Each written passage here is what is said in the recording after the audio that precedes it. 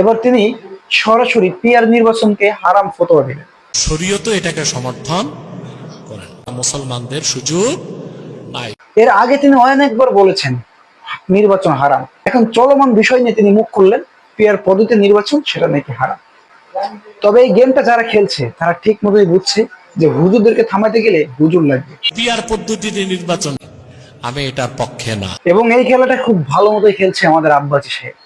উনি নির্বাচন করবে কি করবে না এটা নিশ্চিতভাবে বলতে পারবো না, তবে উনি যে উপর মহল থেকে ভালো মানের কিছু টাকা পাবে এটার কোনো সন্দেহ না। তিনি বলে বাংলাদেশের কিছু টুকটাক ছোটখাটো দলগুলো তারা পিয়ার পদ্ধতিতে নির্বাচন চাচ্ছে। ক্ষুদ্র ক্ষুদ্র কিছু দল আছে। এখানে বিষয় হচ্ছে ইসলামপন্থীরা হুজুররা সংসদে যাক, নির্বাচন করুক, ক্ষমতায় যাক, এটা মূলত আমাদের এই মৌলবী চায় না। এই জন্য উনি এমন ভাবে ক্রিটিসাইজ করে কথা বলতে শুরু করেছে। তাহলে আপনারাই বলুন, জামাত ইসলাম তারা কি ছোট দল? তারা তো আওয়ামী লীগের আমলেই বড় দল। ইসলামী আন্দোলন বাংলাদেশ তারা কি ছোট দল? তারা তো আগে থেকেই বড় দল। যারা 300 আসনে নির্বাচন করার যোগ্যতা রাখে তাদের ছোট দল বলার কোনো সুযোগ আছে?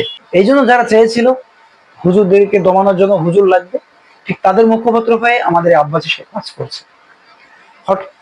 যেখানে বাংলাদেশের ম্যাক্সিমাম মানুষ, ম্যাক্সিমাম সংগঠন, অধিকাংশ আলেম যারা চায় পিয়ার পদ্ধতিতে নির্বাচন হোক, আর সেখানে আমাদের আলেম